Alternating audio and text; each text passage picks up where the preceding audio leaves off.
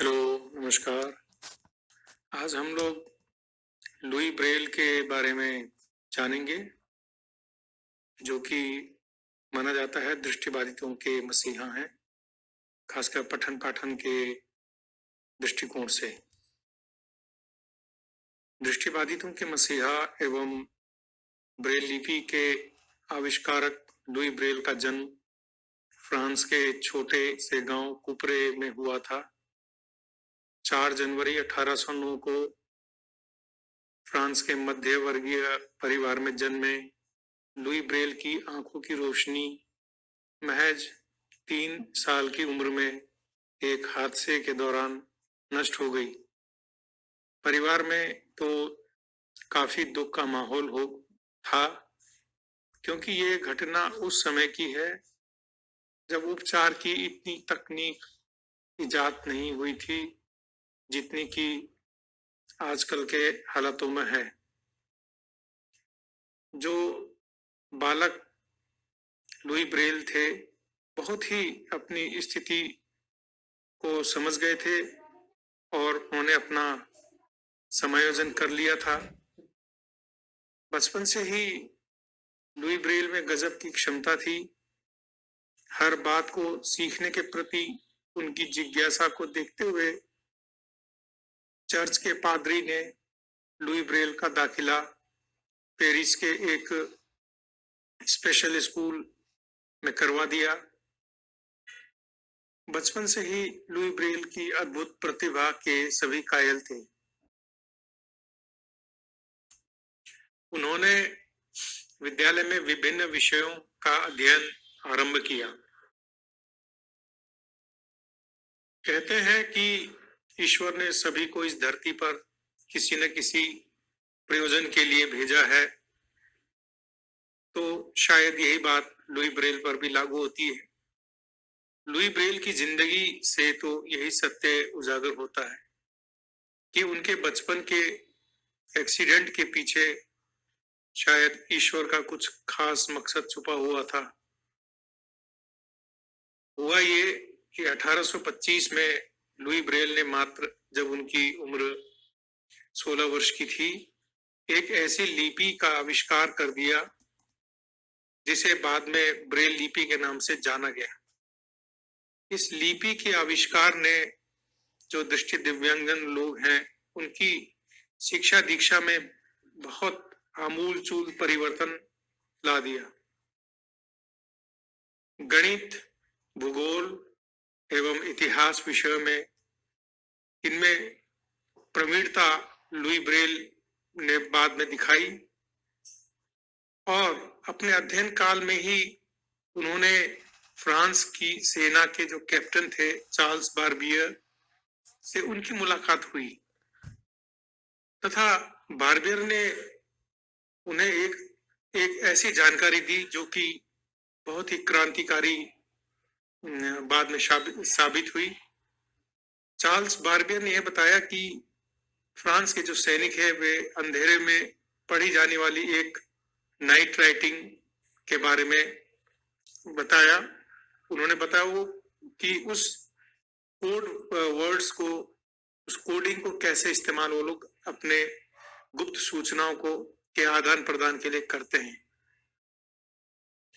ये जो गुप्त सूचनाएं या कोड थे, ये एक प्रकार की लिपि की तरह ही थी जो उभरी हुई थी तथा 12 बिंदुओं पर आधारित थी। यहीं से लुई ब्रेल को एक आइडिया मिला और उन्होंने इस पे शोध किया, संशोधन किया, इस पर रिसर्च किया तथा इसको 6 बिंदुओं वाली ब्रेल लिपि में परिवर्तित कर दिया। प्रखर बुद्धिमान लुई ब्रेल ने इसमें से सिर्फ अक्षरों या अंकों को ही नहीं, बल्कि सभी चिन्हों को भी, पंक्चुएशन मार्क्स को भी प्रदर्शित करने का प्रावधान किया। उनकी प्रतिभा का आलम यह था कि उन्हें बहुत ही जल्दी अध्यापक के रूप में विद्यालय में नियुक्त किया गया। शिक्षक के रूप में वो सभी विद्यार्थियों के प्रिय शिक्षक थे। लुई ब्रेल सजा देकर पढ़ाने के में विश्वास नहीं रखते थे। उन्होंने शिक्षा पद्धति को एक नया आयाम दिया तथा स्नेहपूर्ण शिक्षा पद्धति से अनूठी मिसाल कायम की। उनका जीवन बहुत आसान नहीं था, परंतु उनके अंदर आत्मविश्वास से भरी हुई शक्ति विद्यमान थी, जिसने हमेशा उन्हें आगे बढ़ने के लिए प्रोत्साहन किया। समाज में एक ऐसा वर्ग भी विद्यमान था जिसने उनकी योग्यता को उनके जीवन काल में अनेक बार उपेक्षित किया और ब्रेल लिपि को स्वीकार भी नहीं किया। परंतु अपने धुन के पक्के लुई ब्रेल को इस बात से कोई फर्क नहीं पड़ा। वे तो सन्यासी की तरह अपने कार्य को अंजाम में पहुंचाने में पूरी निष्ठा से लगे रहे और उन्होंने सिद्ध कर दिया कि जीवन की दुर्घटनाओं में अक्सर बड़े महत्व के पहलू छिपे हुए होते हैं। और लुई ब्रेल के जीवन ने इस कथन को 100% सच साबित किया। उनको जीवन काल में वह सम्मान नहीं मिल सका जो उन्हें मरणोपरांत फ्रांस में 20 जून 1952 के दिन सम्मान के रूप में मिला। उनके पार्थिव शरीर को मृत्यु के 100 वर्ष के बाद राष्ट्रीय सम्मान के साथ दफनाया गया। अपनी इस ऐतिहासिक भूल के लिए फ्रांस की समस्त जनता और नौकरशाह ने लुई ब्रेल के नश्वर शरीर से माफी मांगी। भारत में 2009 में 4 जनवरी को उनके सम्मान में डाक टिकट भी जारी किया जा चुका है। लुई ब्रेल के मन में अपने कार्य के प्रति इतना जुनून था कि वे अपने स्वास्थ्य को भी ध्यान में नहीं रख पाए, जिससे कि वे काफी कम उम्र में क्षय रोग के चपेट में आ गए। लुई ब्रेल का जीवन एपीजे कलाम साहब, जो हमारे पूर्व राष्ट्रपति हैं, के कथन को सत्यापित करता है। कलाम साहब ने कहा था, अपने मिशन में कामयाब होने के लिए आपको अपने लक्ष्य के प्रति एकाग्रचित होना ही पड़ेगा। तो 43 वर्ष की अल्पायु में दृष्टि बाधितों के जीवन में शिक्षा की ज्योति जलाने वाला यह प्रेरक दीपक 6 जनवरी 1852 को इस दुनिया से अलविदा हो गया। और एक ऐसी ज्योति जो स्वयं देख नहीं सकती थी, लेकिन अनेकों लोगों के लिए शिक्षा के क्षेत्र में नया प्रकाश कर गया। लुई ब्रेल के जन्मदिन पर उन्हें नमन करते हैं।